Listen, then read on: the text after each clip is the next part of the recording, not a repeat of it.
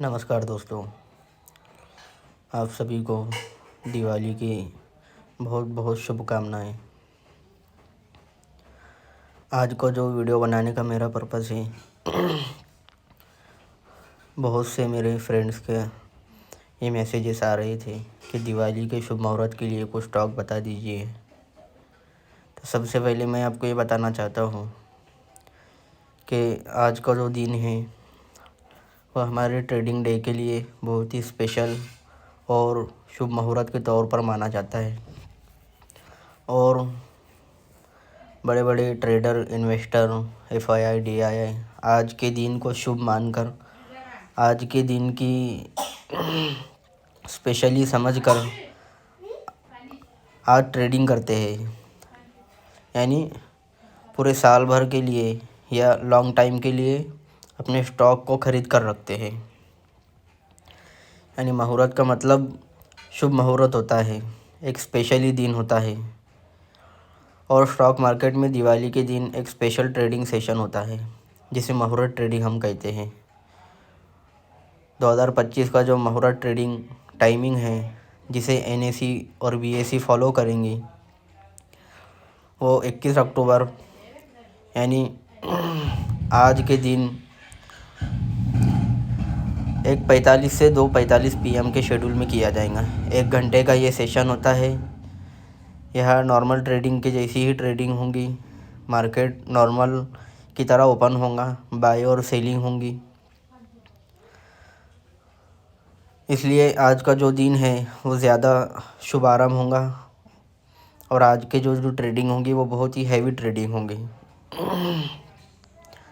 आगे जो मैं आपको स्टॉक्स बताने वाला हूँ, जो सेक्टर बताने वाला हूँ, वो फाइनेंशियली तौर पर बहुत ही हाई ग्रोथ होंगे और जो मजबूत सेक्टर होंगे। मैं जो बता रहा हूँ ये डायरेक्टली बाय और सेल करने के लिए नहीं, बल्कि मेरे एनालिसिस के एतबार से, मेरे एनालिसिस के तौर पर आपको बता रहा हूँ। जब कभी भी आप कोई स्टॉक में इन्वेस्टमेंट करना सोचते हैं, ट्रेडिंग इन्वेस्टमेंट, तो किसी के बताए हुए स्टॉक, किसी की बताई हुई स्ट्रेटजी को डायरेक्टली फॉलो नहीं किया जा सकता, बल्कि उसमें चांसेस होते हैं कि उसमें ग्रोथ हो, लेकिन सेल्फ स्टडी बहुत ज़रूरी है। जब तक आप सेल्फ स्टडी और मार्केट को नहीं समझोगे, आप हमेशा ज़्यादातर लॉस में ही रहेंगे। इसलिए follow up and self study बहुत कंपलसरी एंड मोस्ट इम्पॉर्टेंट है। सबसे पहले जो सेक्टर यहाँ पर मैं बताने वाला हूँ वो फाइनेंशियल सेक्टर है, जो बहुत ही स्टेबल और लॉन्ग टर्म ग्रोथ, जब से आईपीओ लॉन्च हुए हैं तब से लेकर आज तक बहुत ही अच्छा इसने रिवेन्यू दिया है। जिसमें सबसे पहले एचडीएफसी बैंक आप सबको पता है कि किस तरीके से इस बैंक ने ग्रोथ की है। दूसरी जो बैंक आती है वो आईसीआईसी बैंक, ये भी स्ट्रॉन्ग बैंक है। तीसरी जो बैंक है वो एसबीआई जो है, तो ये गवर्नमेंट बैंक है और आप सबको पता है कि एसबीआई का जो ग्रोथ है और एसबीआई जो स्टॉक है वो किस तरीके से पावरफुल स्टॉक है। दूसरा जो सेक्टर मैं बताने वाला हूँ वो इंफ्रास्ट्रक्चर एंड इंजीनियरिंग का सेक्टर है, कि जिसमें एलएनटी जैसी कंपनी होने वाली है। एलएनटी जो कंपनी है, इसने भी जब से आईपीओ लॉन्च हुआ है तब से लेकर आज तक बहुत ही अच्छा अपना रिवेन्यू दिया है, स्ट्रॉन्ग परफॉर्मेंस बताया है, हाई ग्रोथ बताया है।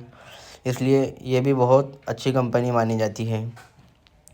तीसरी जो सेक्टर है वो कंज्यूमर एंड एफएमसीजी का सेक्टर है।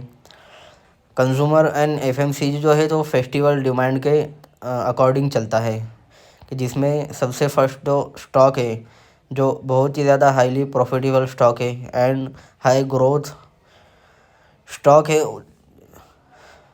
जो है तो हिंदुस्तान यूनिलीवर हल, कि ये स्टॉक बहुत ही स्ट्रॉन्ग स्टॉक है और इसमें जो ट्रेडिंग होती है, इन्वेस्टमेंट होती है, ये बहुत ही ज़्यादा बाइंग और सेलिंग के तौर पर होती है।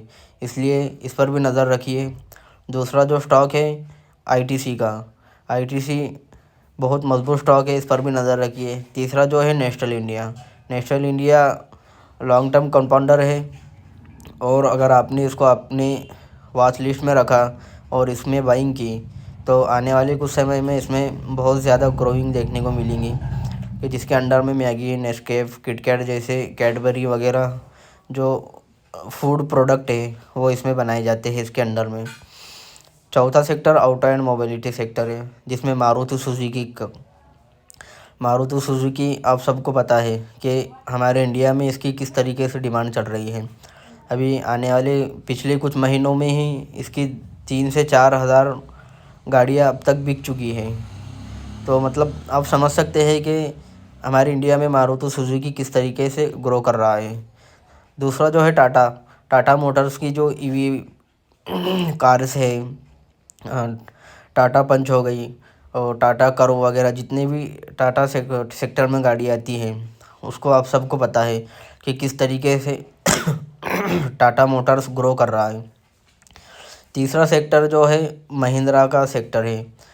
महिंद्रा भी बहुत ही अच्छा स्टॉक है और इसकी जो हमारे इंडिया में डिमांड है वो बहुत ज़्यादा है। महिंद्रा के मशीनरी और फार्मर्स के एतबार से अगर देखें तो ट्रैक्टर वगैरह बहुत सी चीज़ें महिंद्रा बनाता है कि तो महिंद्रा बहुत ही पावरफुल स्टॉक है, इस पर भी नज़र रखिए। दोस्तों मैं जो स्टॉक बता रहा हूँ ये हमारे बाहरी मार्केट के एतबार से हमें स्टॉक देखना होते हैं कि इंडियन मार्केट में रियल मार्केट में किस तरीके से उस स्टॉक की बाइंग और सेलिंग हो रही है। अगर आप मारुति सुजुकी को रियल मार्केट में देखें तो आप देख सकते हैं कि कितनी सुजुकी की कारें खरीदी जा रही है, तो इस तरीके से फिर उसका स्टॉक भी ऊपर जाएगा। इसी तरीके से जितनी ज़्यादा टाटा मोटर्स की कारें बाय होंगी, बिक्री होंगी, तो उतने ज़्यादा टाटा मोटर्स का जो स्टॉक है वो ऊपर जाएगा। इसी तरीके से महिंद्रा के जितने भी प्रोडक्ट कार वगैरह है, जितने भी ट्रैक्टर वगैरह है, वो जितने ज़्यादा बिकेंगे उसके उतने ज़्यादा शेयर मार्केट में उसकी ग्रो होंगी। पांचवा जो सेक्टर है दोस्तों वो टेक्नोलॉजी एंड डिजिटल सेक्टर है, जिसमें इन्फोसिस, TCS, HCL जैसे हाईली प्रॉफिटेबल स्टॉक आते हैं। छठा जो सेक्टर है वो एनर्जी एंड पावर सेक्टर है, जिसमें NTPC, टाटा पावर जैसे स्टॉक आते हैं। NTPC की हम बात करें तो ये रोडवे सेक्टर है और इसके अंडर में इंडिया के लार्जेस्ट पावर प्रोडक्ट्स होते हैं और ये गवर्नमेंट स्टॉक है NTPC, और इसने पिछले कई सालों से, कुछ दिनों से बहुत ज़्यादा प्रॉफिट दिया है, इसलिए इस पर भी नज़र रखिए। मैंने एक चीज़ यहाँ पर ऐड की है आखिर में, मुहूर्त ट्रेडिंग के लिए माइंडसेट। तो मुहूर्त ट्रेडिंग का मेन पर्पस शुभ शुरुआत होता है, जो कि हैवी प्रॉफिट एक्सपेक्टेशन के बजाय एक लॉन्ग टर्म क्वालिटी इन्वेस्टमेंट या स्मॉल सिंबॉलिक ट्रेड ज़्यादा मैन्युफैक्चरिंग होती है। इसका ये मतलब नहीं कि हम 1 घंटे में बाइंग सेलिंग करके बहुत ज़्यादा प्रॉफिट कमाएंगे, इसका ये पर्पस बिल्कुल भी नहीं है बल्कि ये लॉन्ग टर्म इन्वेस्टमेंट के लिए आज का शुभ दिन माना जाता है कि हमें फ्यूचर में जिस कंपनियों में हमें इन्वेस्टमेंट करना है उसमें हमें ख़रीदी करनी है, तो आज के दिन FII DII उसमें बाइंग कर रखते हैं। इसका ये मतलब हरगिज़ नहीं कि 1 घंटे में हम बहुत सारा प्रॉफिट कमा लें। तो दोस्तों वीडियो अगर पसंद आए तो लाइक सब्सक्राइब ज़रूर करें और शेयर ज़रूर करें।